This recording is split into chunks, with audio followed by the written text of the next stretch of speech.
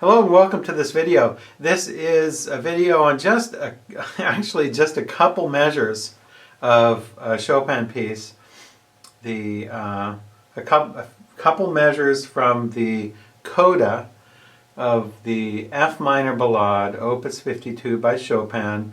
The Coda is very famous for being a very difficult coda at the end of an already very difficult piece.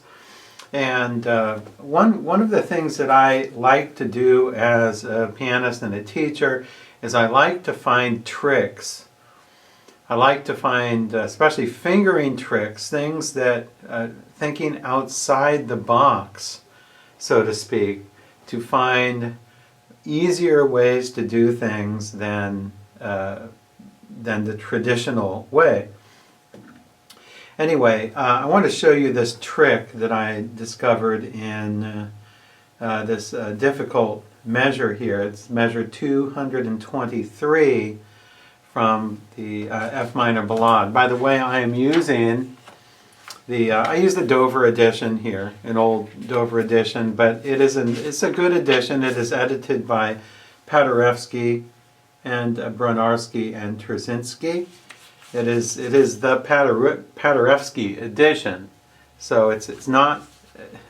Dover did not engrave this edition. Dover just republished what was already published, what was already in the public domain. So this is a very good edition, and I'm looking at the fingering here in measure 223 and in 225, which is basically the same except for the beginning. And this is the passage that goes. I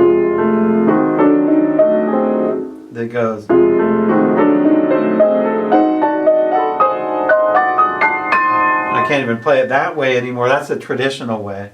So the traditional way, you have most, or at least the fingering here that Paderewski gives is 1, 4, 2, 5. Then you play 3.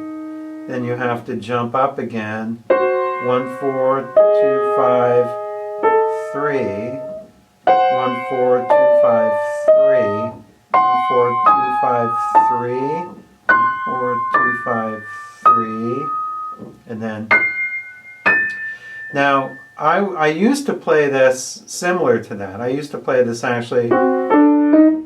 Instead of 4, I use 3. And I just move 3 over. I guess technically it would probably be easier to use 4.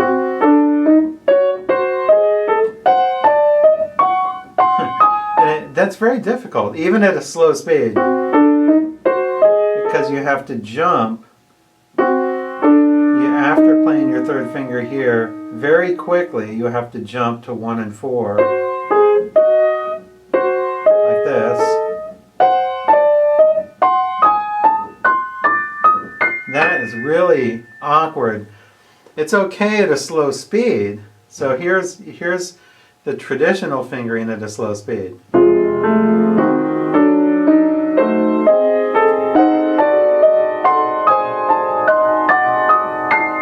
And by the way, the pedal, Chopin marked the pedal for the entire measure.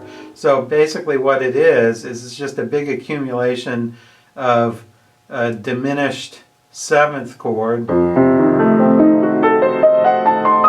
It's like sort of a modified diminished 7th chord going up.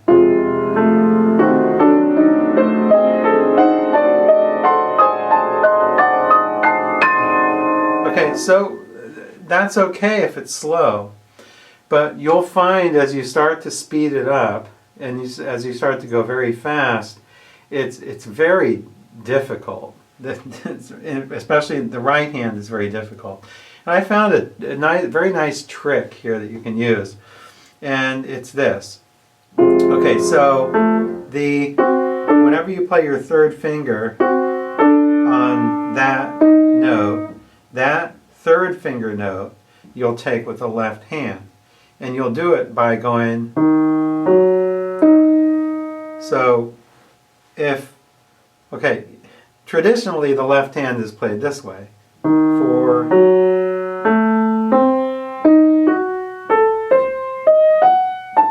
So 4, 3, 2, 1. 4, 3, 2, 1, 4, 3, 2, 1. That's fine. It's not the left hand that's a problem. But if you take that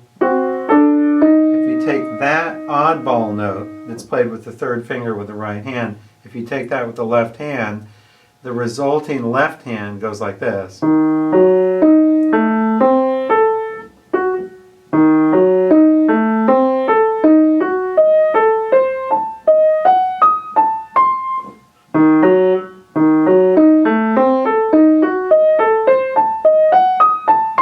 So you have that, and you have that, and you have that, then you have that, then you have that, and then you have those two. So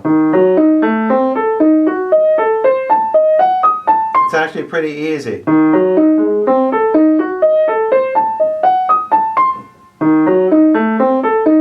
you wanted to, you could probably play the black key ones with 4-2 if you want. Or 5-3.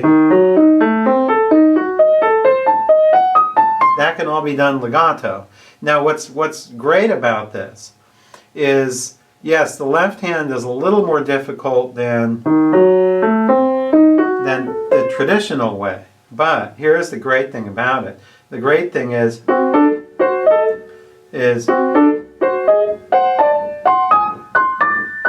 you don't have that oddball third finger, and then you don't have to jump up, but you just slur these, slur those. It's very easy.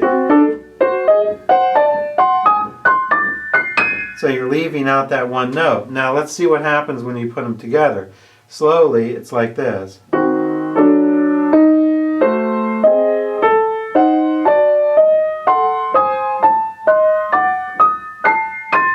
Once again, see, the thumb of the left hand is taking that.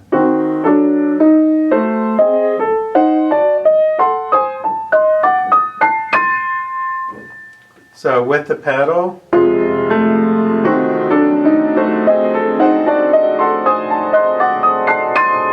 you don't have that awkward jump, and where it's very easy to miss notes.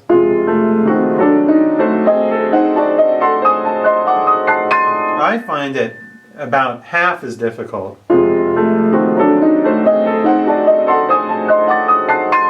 It's much easier than the traditional fingering.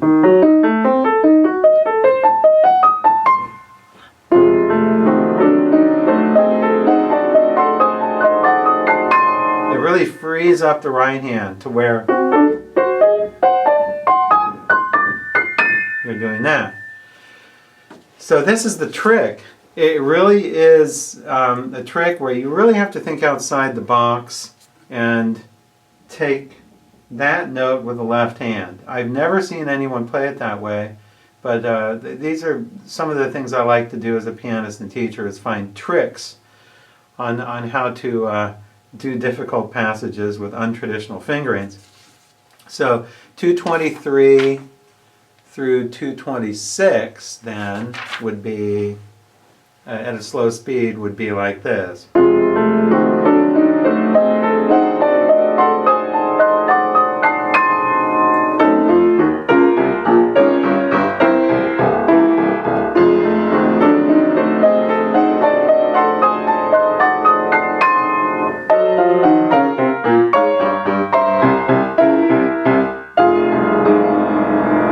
Once again, just a tiny bit faster.